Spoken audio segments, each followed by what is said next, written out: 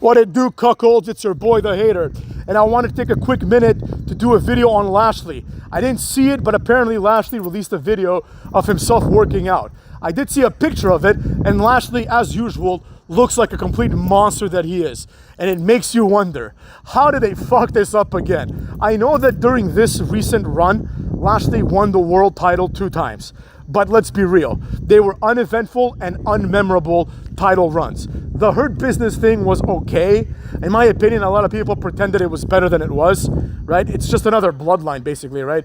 And that's also overrated. But I will say that, like, Lashley, his capacity is such where he only works in an environment like that. Like, the character of Lashley only works either like that, or you gotta make him like a John Cena face, right? And nobody wants to see that anymore because he's old.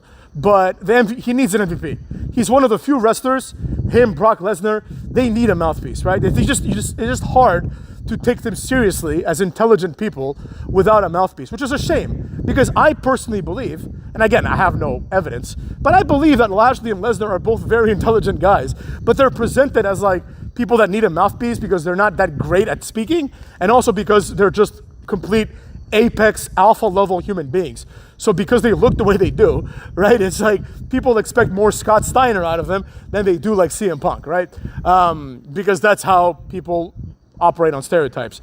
But Lashley is now homeless, not in the sense he has no home, but he has no company to call a home. And I think the whole point of the video was, where will Lashley go next? I really, really hope that Lashley gets a big money deal. And quite frankly, I'd like to see him in AEW. I think AEW could benefit a lot from Lashley. With Lashley, I mean, Tony Khan is a complete moron, so it's possible that he could fuck this up too. But as far as I'm concerned, wherever Lashley goes, he needs to be the champion of that company within like the first 2 weeks. Like, I don't care who the champion is. If Lashley goes to New Japan, he needs to have a match with Naito, and the match should be like this. Naito tries to do a clothesline, Lashley no-sells it, does a one-arm spine buster, hurt lock, that's it. That should be the first Lashley match in any company he ends up in, right? Lashley is an older guy now, but he still has a lot left in him, right? Because unlike CM Punk, he's like a true athletic specimen, so he doesn't get injured all the time. And with that being said, like, Lashley is just too much of a monster to ignore. He, unlike Obafemi, for example, he has all the tools that are required. Lashley is built like a fucking god.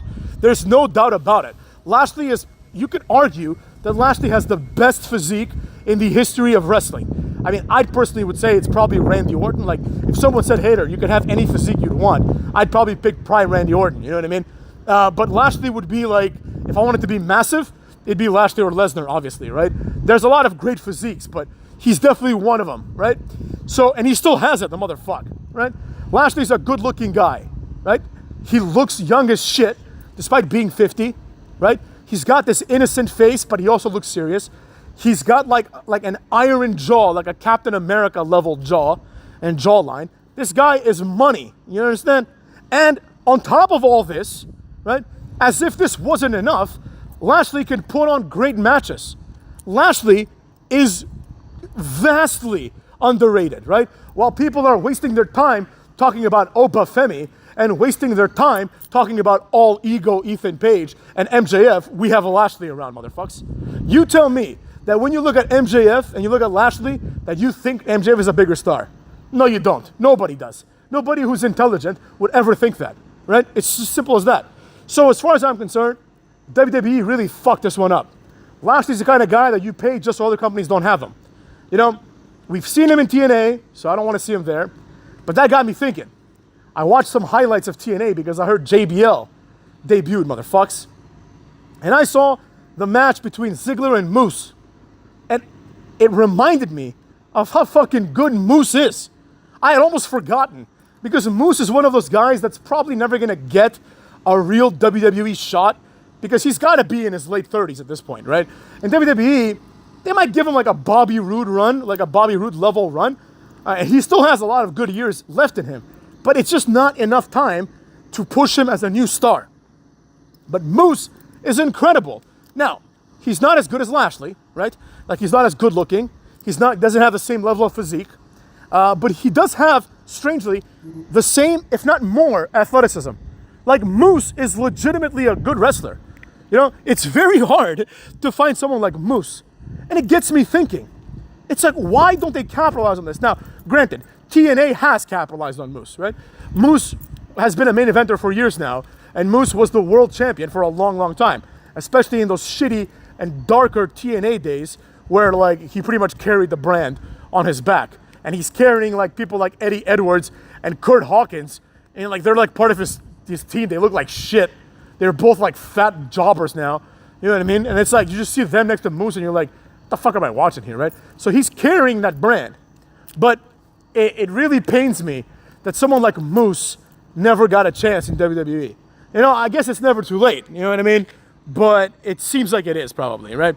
And in my opinion, Moose deserves it, and I really hope that Lashley, I don't want him to go to TNA because we've already seen him in TNA like many times. I think he'd be better off in AEW, but he would need to have like a massive push. Like, I would book him so that he basically comes in, just completely squashes like Adam Page and, you know, fucking Ricochet and Swerve, like these lesser men. He should just come out and just bury all of them one by one, not giving a flying fuck, right? Then you can have some good matches. Him versus Edge, him and Christian, him and MJF, you know, him and Kyle Fletcher and the other guy, Ospreay, right? There's a few guys there. Him versus fucking Powerhouse Hobbs, which in my opinion could be booked as, you can't book it as a dream match because Powerhouse Hobbs has been a jobber for like 5 years. But if they thought about these things ahead of time, and Powerhouse Hobbs was a multiple-time world champion like he deserves to have been, you know, then you could do that. You could have him come to AEW and just serve as the foil to the Dean Ambrose faction, whatever the fuck that's gonna be. Right? He could just go and murder all those guys. We're tough, we're gonna take over. And Lashley can just be like the answer to that. No, you're not. Just like he did the same thing to Retribution, right? Because the Dean Ambrose faction is basically Retribution, right? It's the same thing.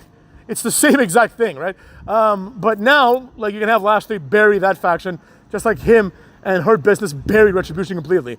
You know, that's what I'd like to see. But between Lashley and Moose, I think there's two guys there that, like, you know, I mean, I consider everyone in TNA to basically be a free agent, right? Like, they're ripe for the pickings.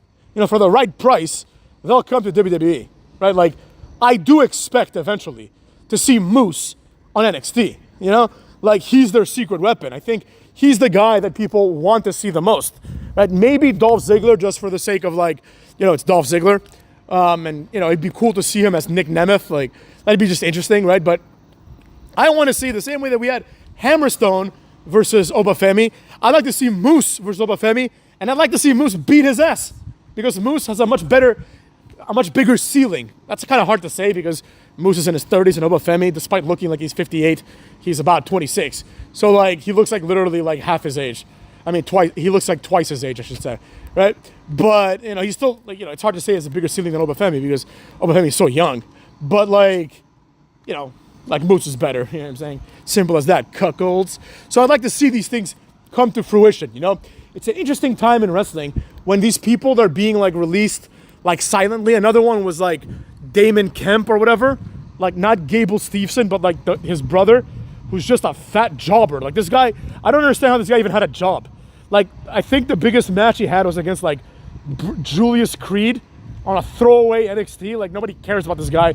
Then he was part of the No Quarter Crash crew, and he's clearly the worst one there. Ironically, he's probably the best athlete out of all of them, but he's the worst one in terms of being a pro wrestler. So it's like, there's a lot of people, I feel like, that are being released and, like, not so flagrantly, right? It's like, I don't think anyone would ever hear about the Gable Steveson brother. I don't even know his name. Damon Kemp is, like, his ring name. I don't think anybody would hear about that guy being released, like, if you didn't really, like, read into this kind of shit, right? Because you're never gonna notice that guy's gone, you know? And I have a feeling that when, like, you know, the Dexter Loomises of the world and the Joe Gazes of the world and Eric Rowan, who's been released about 19 times, when he gets released again, inevitably, it's gonna be like that. You're not gonna notice, right?